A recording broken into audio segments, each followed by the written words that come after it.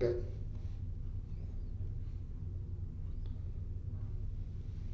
Could not find stream. Stream?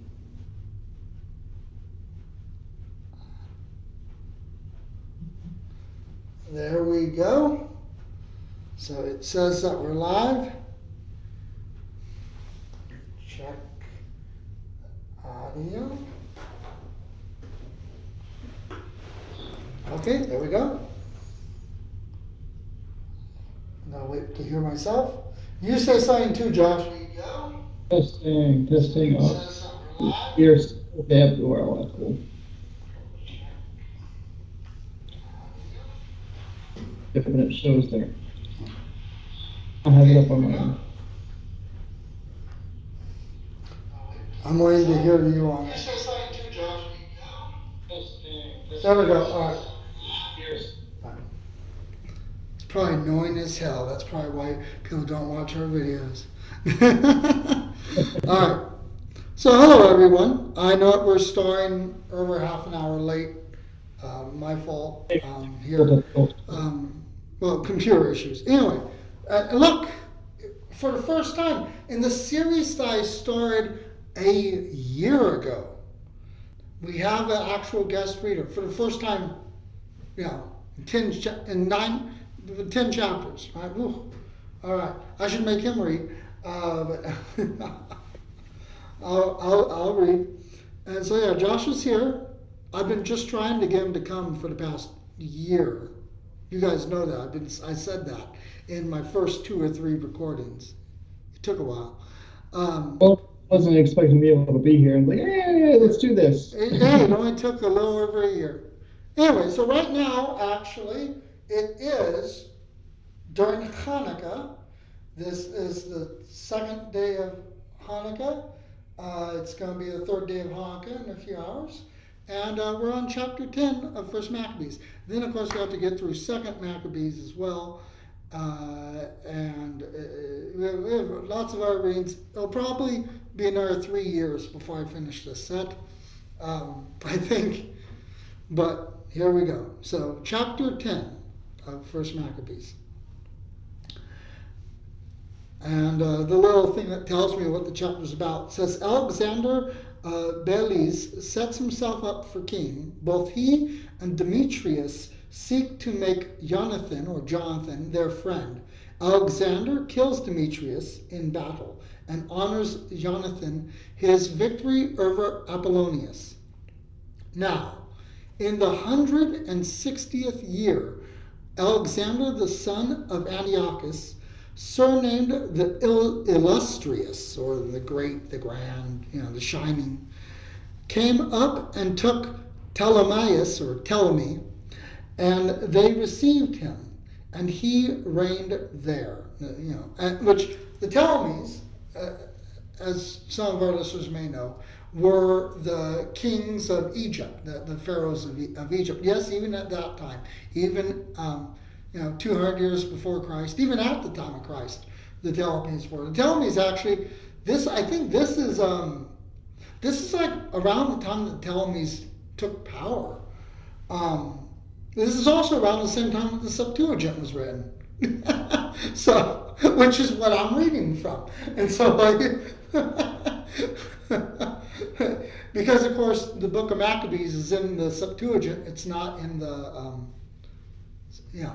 it's not in the Masoretic. So, it was just around the time that this was written. Well, So, this is, the Ptolemies were instituted as the pharaohs of Egypt around this exact time, which is maybe what I just now read.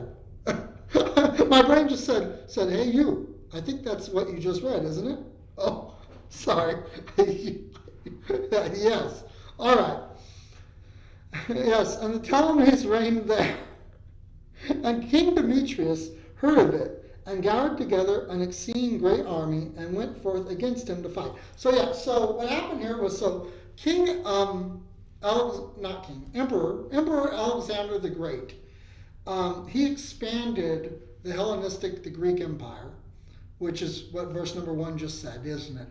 And then he died, and Then there were several people vying for power amongst the generals.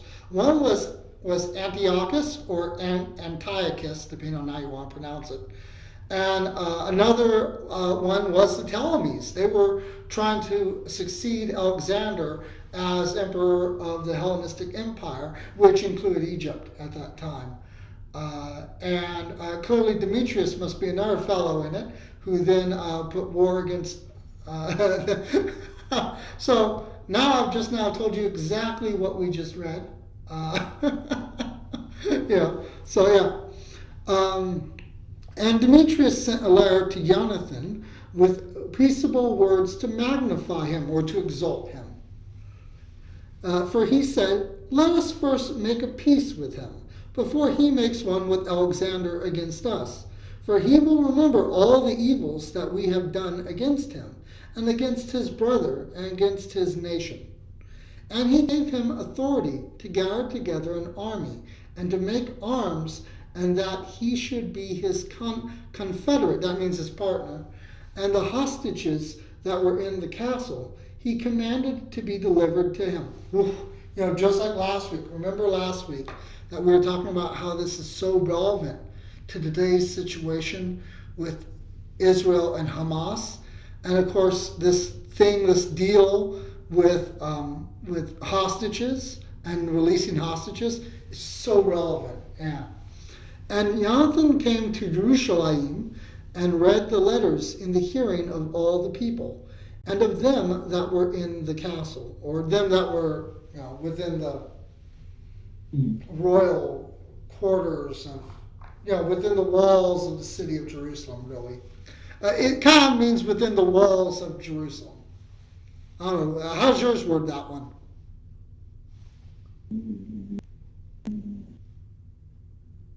Then Jonathan came to Jerusalem and read the letter in the hearing of all the people and in those in the citadel. Yeah, citadel. That's much better. Thank you.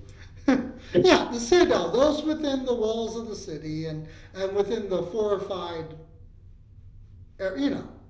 Yeah, area of the city. And they were struck with great fear, because they heard that the king had given him authority to gather together an army. And the hostages were delivered to Jonathan, and he restored them to their parents. Ooh, that is sounding like what's going on in Israel right now. A lot of these hostages or children are getting restored to their parents. It's like we're seeing this ripple through and reoccur today, aren't we? And Jonathan dwelt in Jerusalem and began to build and to repair the city. Well, that would be a hopeful sign, right? And he ordered workmen to build the walls and Mount Zion round about with square stones for fortification, and so they did. And the strangers, or the foreigners, that were in the stronghold, which Maccabees had built, fled away. And every man left his place and departed into his own country. Only in Bethsira there remained some of them that had forsaken the law and the commandments of God, for this was a place of refuge for them. And King Alexander heard of the promises that Demetrius had made Jonathan, and they told him of the battles and the worthy acts that he and his brethren had done, and the labors that they had endured, or the trials that they had endured, difficulties. And he said, "Shall we find such another man? Now therefore we will make him our friend and our confederate." So he wrote a letter and sent it to him according to these words, saying, "King Alexander, to his brother Jonathan, greetings." By brother, it means friend. I just want to clarify that. We have heard of you that you are a man of great power and fit to be our friend. Now, therefore, we make you this day high priest of your nation, and that you be called the king's friend. And he sent him a purple robe and a crown of gold, and that you be of one mind with us in our affairs, and keep friendship with us. Then Jonathan put on the holy vestments in the 7th month, in the year 103 score. So what's that, 160? And because again, remember, I'm actually translating this on the fly tomorrow in English for you guys. I'm reading a 400-year-old translation, you know. So that's why all of a sudden I on the fly had to do the math there. At the feast day of the tabernacles, so Sukkot, and he gathered together an army and made a great number of arms. And Demetrius heard these words and was exceeding sorry, or saddened, and said, Distressed. What? Distressed. Yeah, see? Yeah, saddened, distressed. Again, you're reading a modern translation. I'm reading a translation that's over 400 years old. And said, What is this that we have done? That Alexander has prevented us to gain the friendship of the Jews or Judeans to strengthen himself. I also will write to them words of request and offer dignities and gifts that they may be with me to aid me. And he wrote to them in these words, King Demetrius, to the nation of the Jews or the Judeans, greetings. Whereas you have kept covenant with us, and have continued in our friendship, and have not joined with our enemies, we have heard of it and are glad. Wherefore now continue still to keep fidelity towards us, and we will reward you with good things for what you have done in our behalf. And we will remit to you many charges, and will give you gifts. And now I free you and all the Judeans from tributes, so taxes, and I release you from the customs of salt. That was one of the big things that they taxed. Salt was worth more than money. And remit the crowns and the thirds of the seeds. So, seed, grain. Grain was another thing that was highly taxed back then. And the half of the fruit of trees, which is my share. I leave to you from this day forward, so that it shall not be taken of the land of Judah, or Yehuda, and of the 3 cities that are added thereto, out of Samaria and Galilee, from this day forth and forever. And let Jerusalem be holy, or set apart, and free, with the borders thereof, and let the tenths and tributes be for itself. By tenths, it probably means what goes to the priests, Yeah, mine says it's tithes and revenues. Exactly. See, exactly. I knew it. Because the tithes to the priest was a tenth, and so that's how I knew that. Yeah. I yield up also the power of the castle or citadel that is in Jerusalem. Probably means a mixture of the temple and of the royal palace, And I give it to the high priest to place therein such men as he shall choose to keep it. And every soul or every life of the Jews or Judeans that has been carried captive from the land of Judah in all my kingdom, I set at liberty freely, that all be discharged from tributes even of their cattle. And I will that all the feasts and the Sabbaths and the new moons and the days appointed, and 3 days before the solemn day, and 3 days after the solemn day, or high holy days, be all days of immunity and freedom for all the Judeans that are in my kingdom. And no man shall have power to do anything against them, or to molest any of them in any cause. And let there be enrolled in the king's army to the number of 30,000 of the Jews, and allowance shall be made them as is due to all the king's forces. And certain of them shall be appointed to be in the fortresses of the great king. And some of them shall be set over the affairs of the kingdom that are of trust. And let the governors be taken from among themselves, and let them walk in their own laws, as the king has commanded in the land of Judah. And the 3 cities that are added to Judea, out of the country of Samaria, let them be accounted with Judea, that they may be under one and obey no other authority but that of the high priest. So they're being given their independence. Mhm. Ptolemaeus or Ptolemy and the confines thereof I give as a free gift to the holy places that are in Jerusalem for the necessary charges of the holy things. And I give every year 15,000 sickles of silver, or shekels of silver, of the king's accounts, of what belongs to me. And all that is above, which they that were over the affairs the years before had not paid, from this time they shall give it to the works of the house. Moreover, the 5,000 shekels of silver which they received from the account of the holy places every year shall also belong to the priests that execute the ministry, or that carry out the ministry.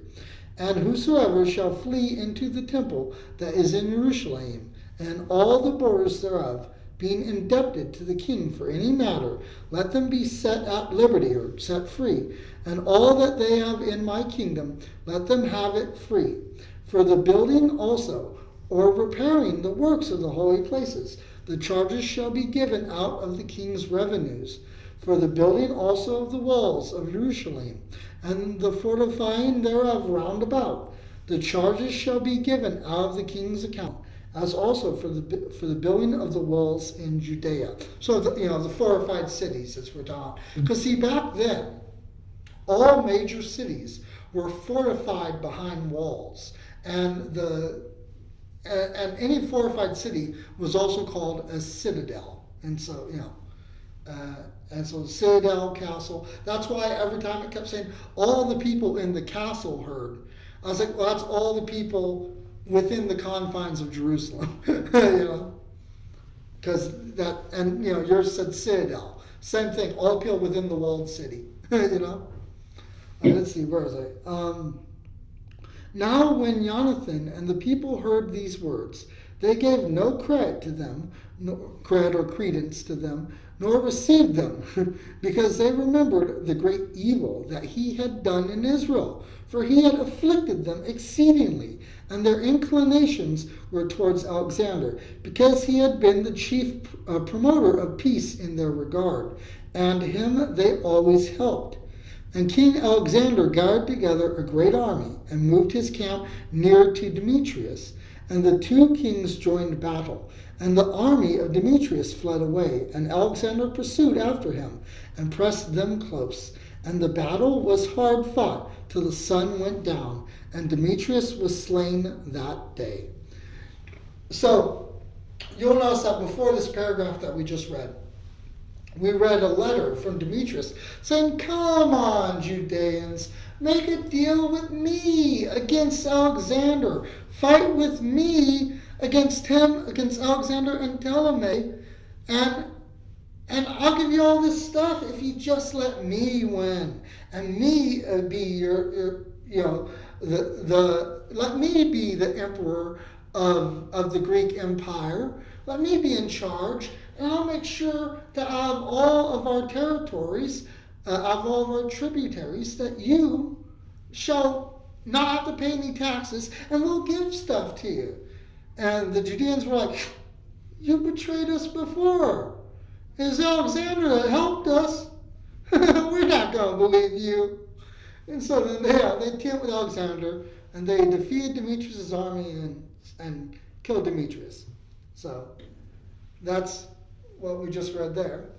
And Alexander sent ambassadors to Ptolemy, king of Egypt, with words to the... See, I knew it. King of Egypt, said right there. Yeah, it's totally king of Egypt, like right after it, not a little bit after. Yeah.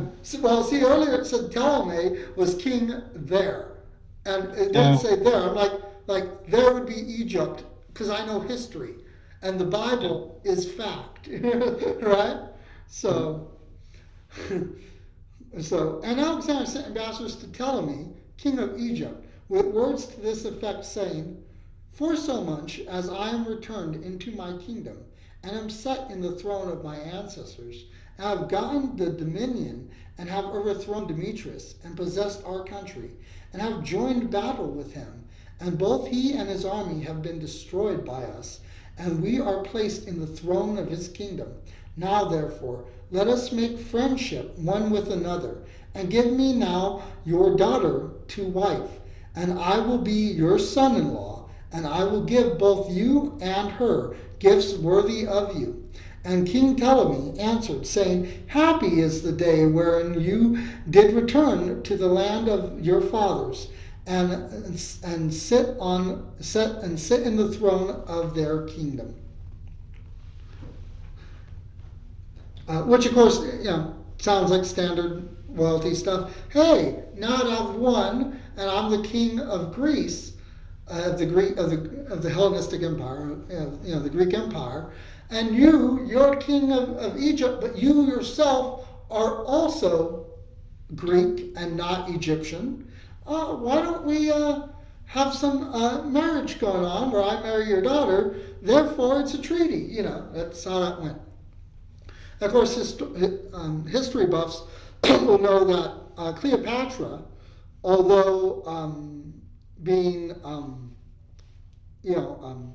queen of Egypt, she was actually Greek because she was a Ptolemy. She was a Ptolemy.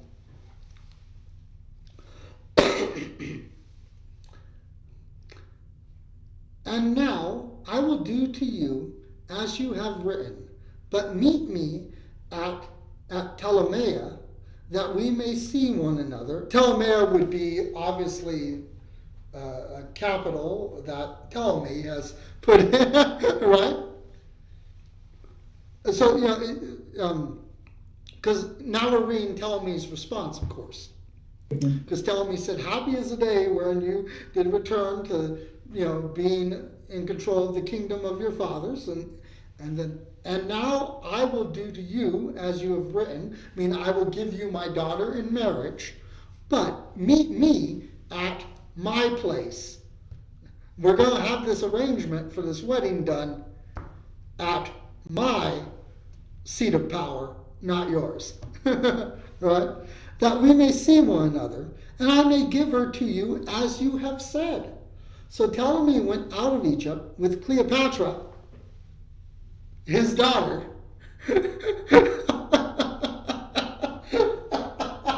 Oh, this is not one of those cases where you would think that I would have read this beforehand, but I didn't. Typical me, I give the commentary, and then the commentary I give is exactly the next words I'm going to read. If only I'd just shut up and read on. It'd save us all some time. So Ptolemy went out of Egypt with Cleopatra, his daughter, and he came to in the 162nd year, and King Alexander met him, and he gave him his daughter Cleopatra, and he celebrated her marriage to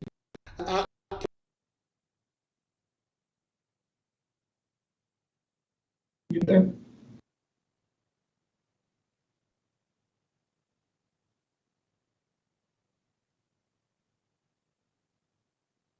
Can't hear you.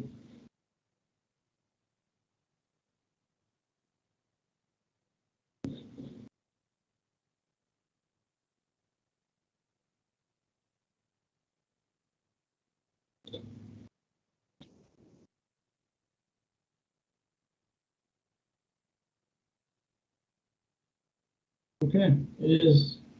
Yeah. There we go. I can hear you now.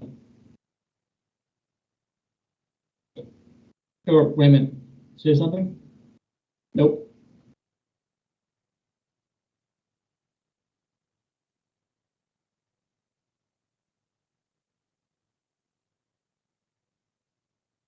Check your mic, the settings.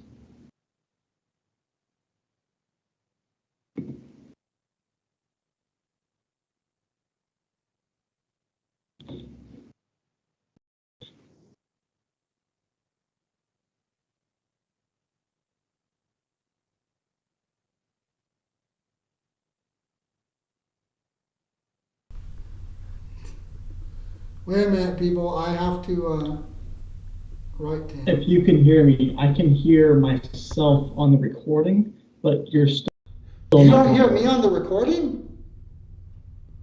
Oh, that's bad. There you go. Yeah, you should be able to hear me on the recording, just maybe not on Skype. No, I can't even hear you. I can't even hear you on the stream You- up until now. No, So I wonder if like something got switched on your end or something. no, nothing did. But did it just say someone just came into our thingy? Yeah, David hopped in. Hi, David. All right. Okay. So, what was the last thing you heard in the story? Let me think here. Probably about Cleopatra, I assume. I'm trying to remember what aspect of Cleopatra. Hang on. In the 165th year, resume it. To me, it's. Uh-oh, you just froze. Verse 67. Oh, can you still hear me? Yes, I can hear you now. I'm badly freezing. Hence why I have to get a new computer. A little bit of a discussion that was going on before we started airing. Okay, but you did hear the in the 162nd year. You did hear that. I did hear that. I'm just not sure how far after That's that. fine. That's fine. Right. And King Alexander met him, and he gave. I'll start a little earlier. So Ptolemy went out of Egypt with Cleopatra, his daughter, and he came to Ptolemais to the all messed up now. So Ptolemy went out of Egypt with Cleopatra, his daughter, and he came to Ptolemais in the 162nd year. And King Alexander met him, and he gave him his daughter Cleopatra, and he celebrated her marriage at Ptolemais with great glory after the manner of kings. And King Alexander wrote to Jonathan that he should come and meet him. And he went honorably to Ptolemais, and he met there the two kings, and he gave them much silver and gold and presents, and he found favor in their sight. Now, I'd like to add, though, when I say Cleopatra, don't think that is the same Cleopatra that I was talking about a little bit earlier before I read that sentence, because there were like either 7 or 12 queens of Egypt named Cleopatra. Okay? The Ptolemies reigned from like 300 years before Christ, or at least 200 years, because we're around about there in this story, around 200, 300 years in here. They reigned from there all the way until like 100 or even 150 years after Christ. Okay? Mm-hmm. So there were a lot of Cleopatras. So whenever someone says Cleopatra, normally they're talking about one specific one, but she wasn't the only one. So I just want to make it clear here. This Cleopatra is not necessarily the Cleopatra that you're thinking of. Though it could be. I don't remember. It might be. I'm not saying that is not her, but I'm not saying it is her. Okay? Mm-hmm. If I actually researched, like what some people might think I do, but I don't. If I researched before I read this, I could have told you exactly which Cleopatra it is. I'm sure that's easy to find out. I just didn't look it up before I started reading it today, because I didn't know we were going to mention Cleopatra or the Ptolemies. So I didn't do my homework. Everything I've said is stuff that I just know off the top of my head. All right, you can still hear me? Yeah. Good. All right, let's see where we are now. All right. So anyway, so Jonathan went to the wedding, clearly. He's invited to the wedding. Unlike the wedding which we read about last week, which was a Game of Thrones style wedding in which everyone got slaughtered. I know that you listeners were here last week, but Joshua wasn't. Josh, there was a wedding last week where they said, come, let's all go to the wedding. And then there's people that ambushed the wedding and slaughtered everyone at the wedding. It was a great big wedding, a great big wonderful feast, and everyone was slaughtered. And then after everyone was slaughtered, then the people went and attacked and completely destroyed the army. So it was a real Red Wedding Game of Thrones kind of thing last week. So, and now we have a wedding this week too. Okay, but anyway, thus far no one's been slaughtered at this wedding. I haven't read further yet. I might end up, so what's going on next? I don't know. Let's find out. And some pestilent men of Israel, men of a wicked life, assembled themselves against him to accuse him. And the king gave no heed to them. And he commanded that Jonathan's garments should be taken off, and that he should be clothed with purple. And they did so. And the king made him sit by himself. And he said to his princes, or his leaders, go out with him into the midst of the city, and make proclamation that no man complain against him of any matter, and that no man trouble him for any manner of cause. So when his accusers saw his glory proclaimed, and him clothed with purple, they all fled away. And the king magnified or exalted, lifted up him, and enrolled him amongst his chief friends, and made him governor and partaker of his dominion. And Jonathan returned into Jerusalem with peace and joy. In the year 165, Demetrius, the son of Demetrius, came from Crete into the land of his fathers. And King Alexander heard of it, and was much troubled, and returned to Antioch. And King Demetrius made Apollonius his general, who was a governor of Cilicia.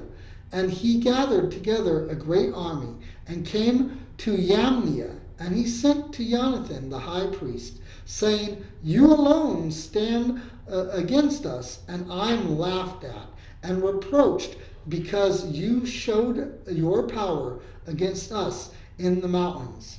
Now, therefore, if you trust in your forces, come down to us into the plain, and there let us try one another, or test one another. For with me is the strength of war.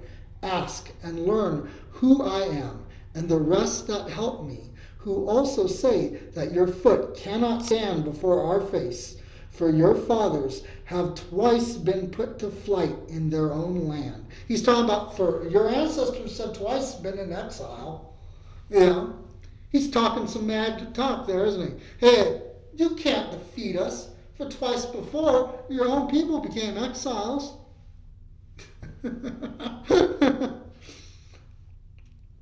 And now, how will you be able to abide the horsemen, or how will you be able to go up against our cavalry, and so great an army in the plain, in the valley, where there is no stone, nor rock, nor place to flee to? Now, when Jonathan, he's talking some mad shit going on here, right? It's like, whoa. Now, when Jonathan heard the words of Apollonius, he was moved in his mind, and he chose 10,000 men, and went out of Jerusalem, and Simon, or Shimon, his brother, met him to help him.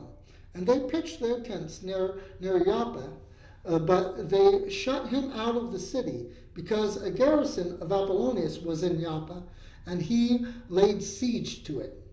And they that were in the city, being affrighted, opened the gates to him. So Jonathan took Joppa, and Apollonius heard of it, and he took 3,000 horsemen and a great army, and he went to Azotus as one that was making a journey. And immediately he went forth into the plain, because he had a great number of horsemen, and he trusted in them.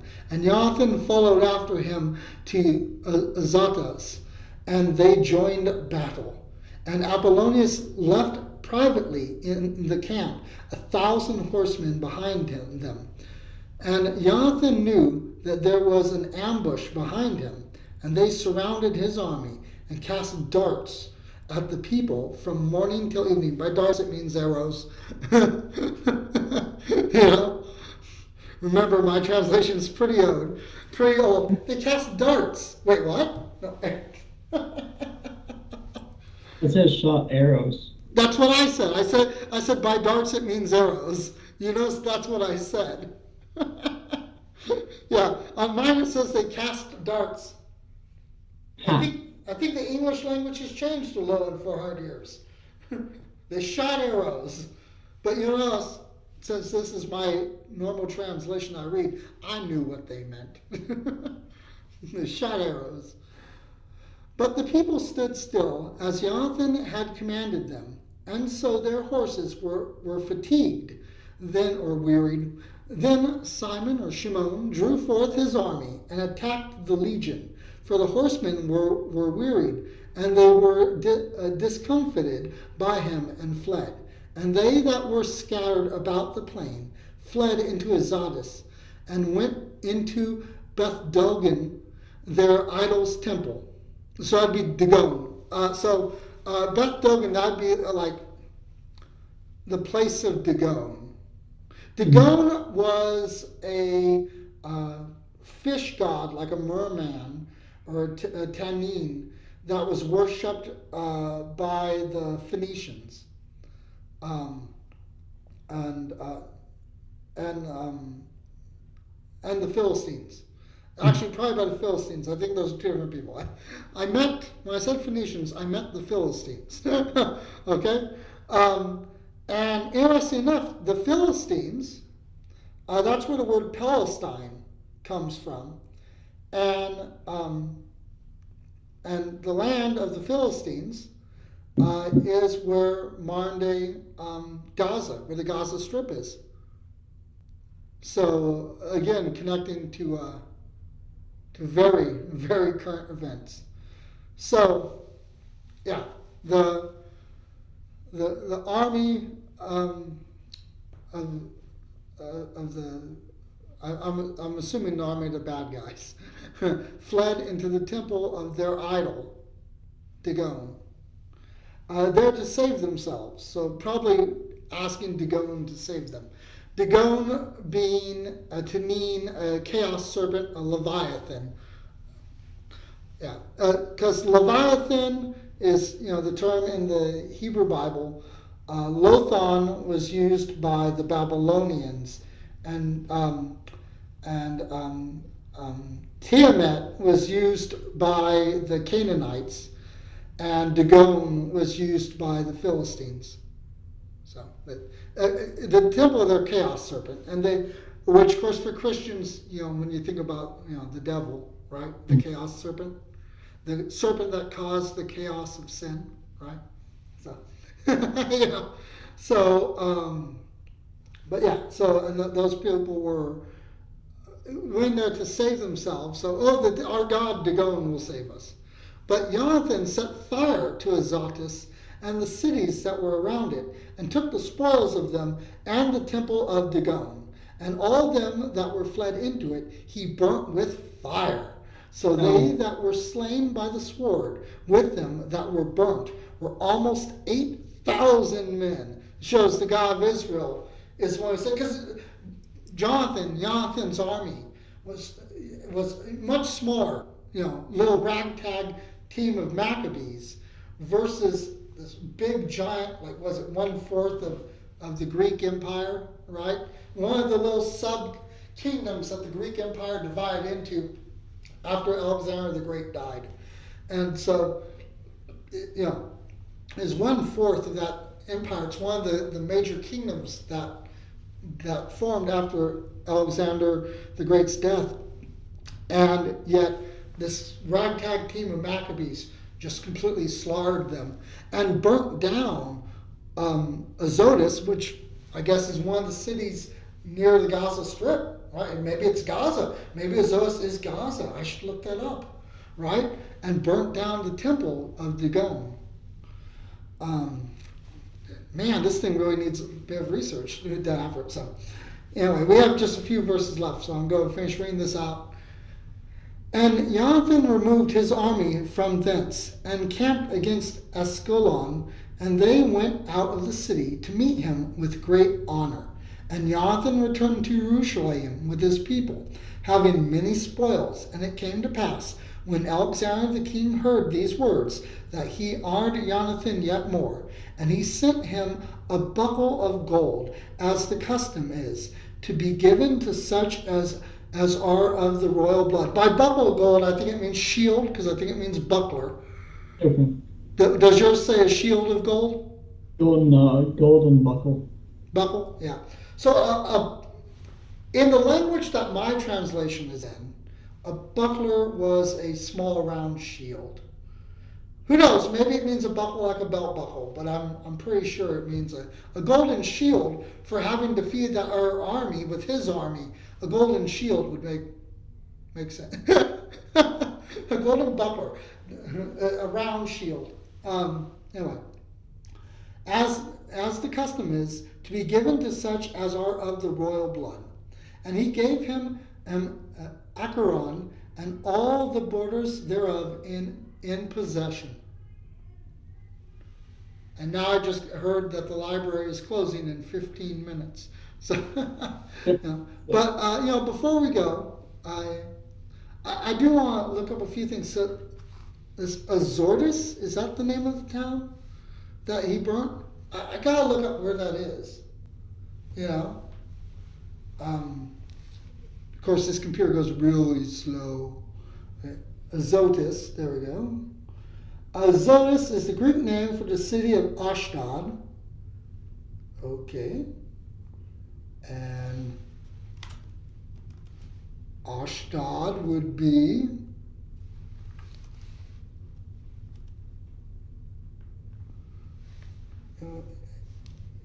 not a city in Israel. Thank you. Where in Israel? Yeah. So, I'm pulling it up on the map.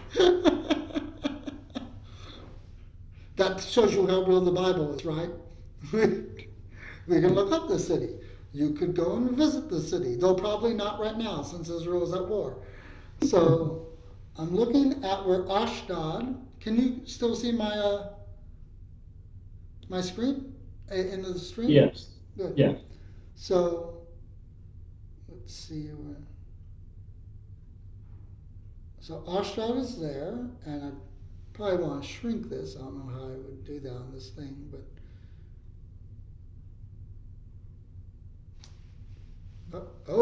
I just shrunk it too much. Don't show me the whole world. Don't show me the whole world. Doesn't tell well. Okay.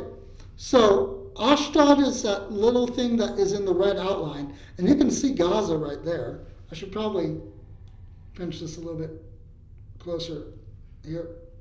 There you go. So you can see Ashdod is there, and Gaza is right there. I told you it was real close to Gaza. Right? So, there you go. Your screen is pretty choppy, so it can only get so much. Yeah. Okay.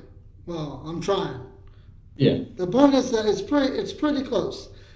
It goes Gaza, then above Gaza is a city called Ashkelon, which we just read in the text too, didn't we? And then above Ashkelon is Ashdod, which is Azotus. So, and we just now read in the story the two cities that are right above Gaza just appeared in our text. Yeah. So there we go. So I would say which Cleopatra married Alexander, but I think if I type that in, there's been a few Cleopatras who married a few Alexanders, right? Which Cleopatra is in First Maccabees? That's the question to ask, isn't it? True. Cleopatra Thea, then about 15 years old, she later married Demetrius II, and later still his brother Antiochus the Seventh. There we go. Cleopatra Thea would be that Cleopatra. So is Cleopatra Thea, whoever that was. I suppose I could look it up. Cleopatra Thea. Yeah, Cleopatra, clearly tell me. Yeah, we know. Cleopatra Thea.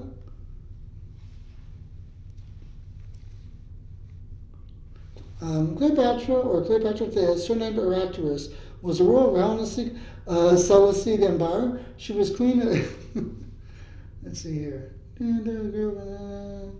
So, spouse Alexander the First. That's what we just read. Cool. See, there you go. Yeah. And so, yeah, there you have it. You know. So it confirmed what was said in our scripture today. You know. So, okay. Well, now you know her name. You can look her up for more information if you want. So, oh my, I forgot to do the opening blessing before the reading. Yeah, but we were having a lot of technical. Yeah, I was having major technical issues, and we were started late. Anyway, blessed are you who are in King of the universe, who sanctifies us with your commands, and who has given us your Torah, your teaching, your instruction, your wisdom, and your word. Lord God, we pray that our eyes have been opened to seeing your word, our ears open to hearing your word, our hearts open to having your word written on our hearts, our minds open to understand your word, that it may be always on our mind as frontlets between our eyes, that our mouths may be open to proclaiming your word, and our hands open to carrying out knowing your word as taught to us through your living word, our good shepherd, your son, Yeshua HaMashiach, Jesus Christ. And may the Lord bless all you and keep you. May his face shine upon you and be gracious to you. May his countenance be turned towards you, and may he grant you peace through Yeshua HaMashiach, Jesus Christ, the Prince of Peace. Amen.